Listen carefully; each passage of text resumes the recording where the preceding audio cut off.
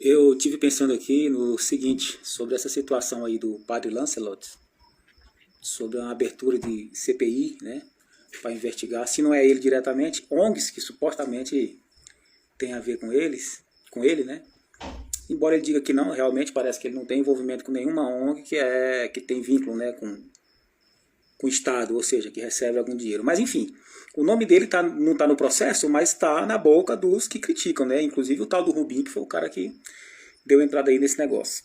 Eu quero comentar aqui o seguinte, né? Qual é o problema com o padre Lancelot? O padre Lancelot, ele é um religioso. Eu costumo separar a religião de evangelho de Jesus, ou seja, o evangelho de Jesus é o próprio Jesus. A expressão é essa, a expressão que você pode entender o evangelho como texto, mas não me interessa o evangelho enquanto texto, não para esses fins, né? Não para fazer um discurso como esse aqui.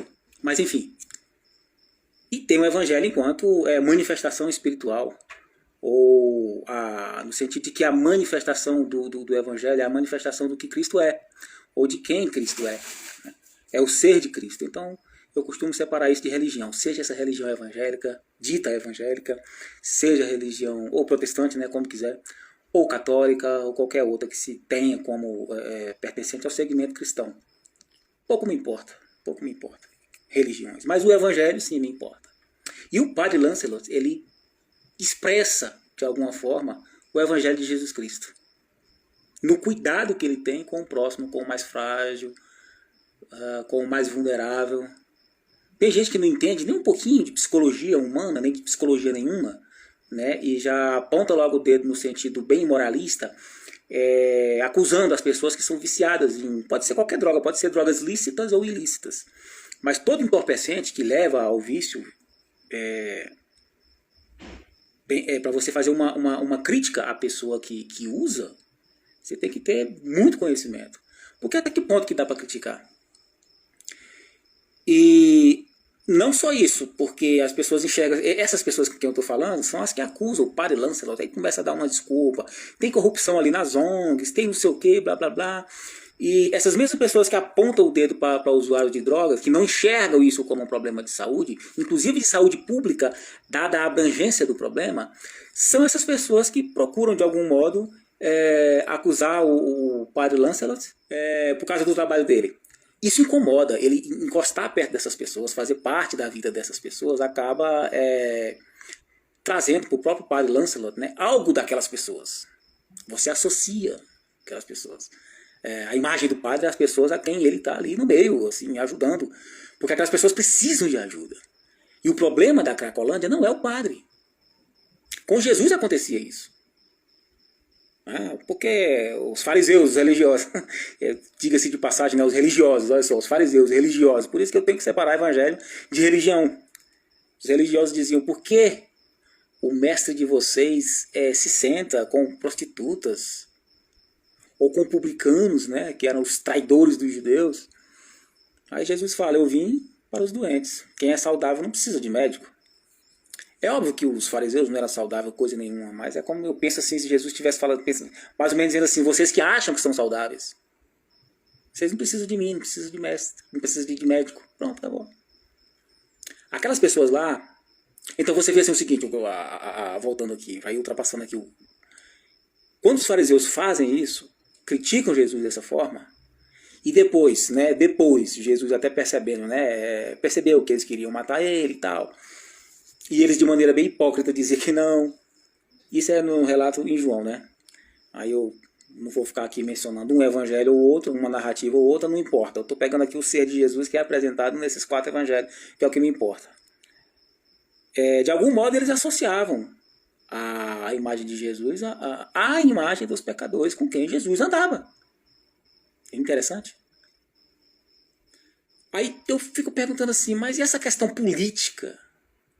Como é que é orientado esse negócio, essa questão política?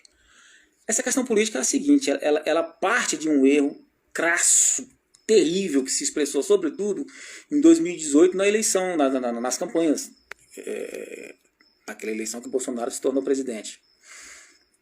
E o erro é aquela mistura que eu costumo dizer assim, né, a mistura entre água e óleo, que é impossível acontecer, Essa mistura. A água, né, é o ser de Cristo.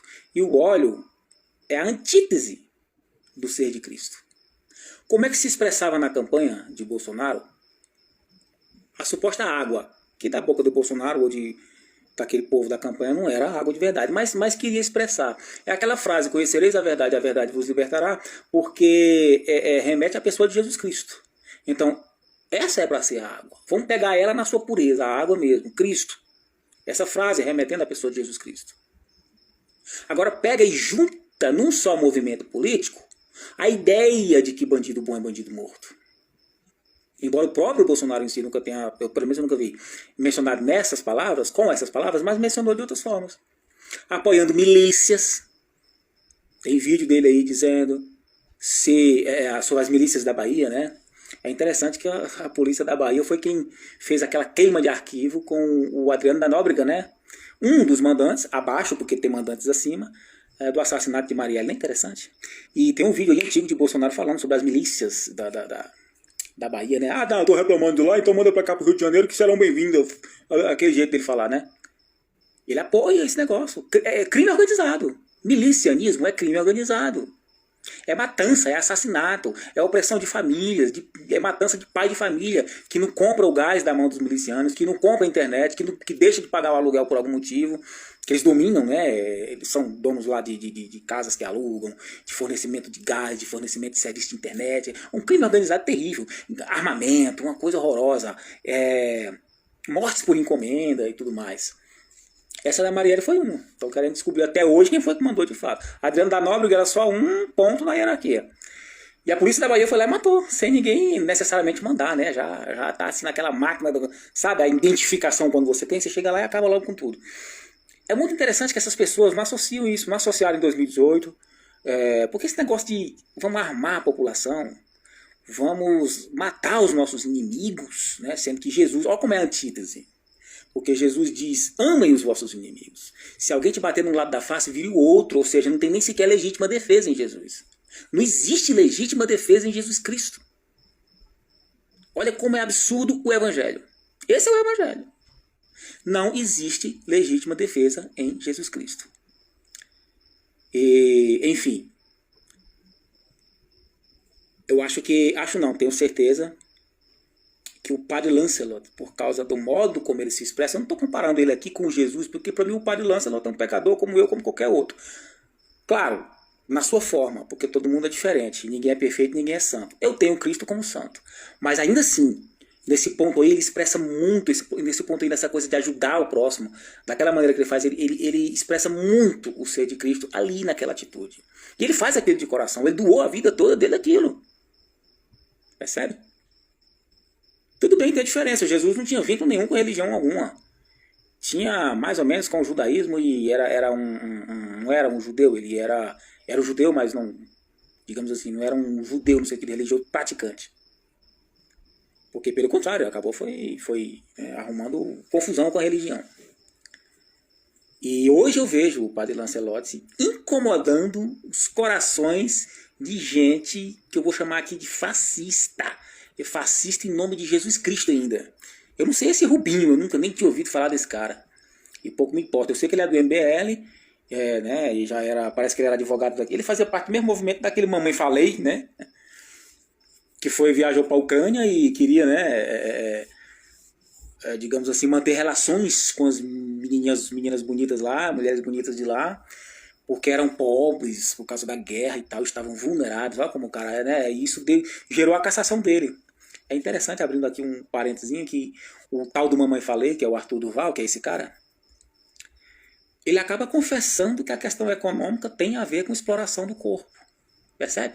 Coisa que a esquerda fala e esse povo quer dizer que não, prostituta é prostituta, por safadeza, não sei o que. Ou seja, tem elementos sociais que determinam o comportamento de muita gente, inclusive dos usuários de droga.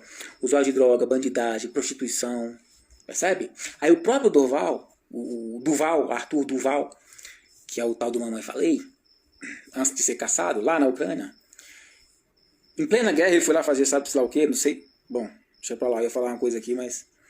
Enfim, ele mesmo acaba confessando isso, né? Essa visão da esquerda de que a questão econômica determina muita coisa. Então existem fatores sociais que determinam essas coisas. E voltando ao padre Lancelot, ele não é culpado, igual ele mesmo falou recentemente aí, pela existência da Cracolândia. E nem essas ONGs. Você pode encontrar alguma corrupção lá na ONG. Provavelmente o padre Lancelot não vai estar no meio disso. Pode encontrar, mas não estou dizendo que tem, estou dizendo que pode, porque pode. Quer fazer uma investigação? Ok. Mas atacar o padre? Qual é o motivo? Ele mesmo disse que não tem vínculo com ONG que recebe dinheiro de governo. Mas esse erro começa lá em 2018, nessa mistura que eu falo aqui. A tentativa de misturar água e óleo. Conhecereis a verdade vos libertará, com bandido bom e bandido morto. Isso não é possível. Só se confunde dessa forma quem não teve um encontro genuíno com a pessoa de Jesus Cristo. E está preso na religião. Está engaiolado na religião. Está cego. São os mesmos que pegam coisa do Antigo Testamento para justificar o armamento. Comprar arma para me defender. O crente pode, biblicamente falando, igual aquele Augusto Nicodemos fala. Não, biblicamente falando, pode. O crente pode comprar uma arma para se defender. Está lá no Antigo Testamento. Ou seja, ele não está nem aí para Jesus Cristo. Porque depois de Jesus, esqueça o Antigo Testamento.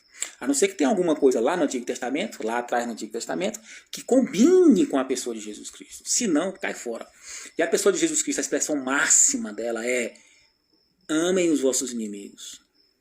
Se alguém te bater num lado da face, vire o outro. Isso é o que mais incomoda o Adão do Éden. O Adão caído, que somos nós. Então você identifica Jesus pelo que mais te incomoda. A morte dele em favor do próprio inimigo.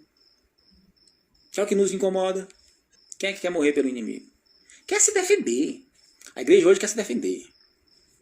Já pensou Jesus se defendendo? Já pensou os apóstolos se defendendo? Não teriam morrido.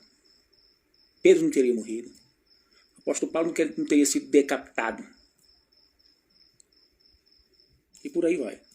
João não teria morrido na ilha de Patmos, exilado lá, preso. Não teria. Porque ele teria se conservado. Os conservadores gostam de se conservar. É incrível isso, gente, é incrível. Mas a partir daquele erro, terminando essa reflexão aqui, até aqui, de 2018 para cá, você pode avaliar o bolsonarismo. Tudo está errado desde o começo. Tudo está e é contra Jesus desde o começo. Só que o bolsonarismo é contra Jesus em nome de Jesus. É um perigo isso. É incrível. É incrível. Mas é o que acontece. É o que acontece.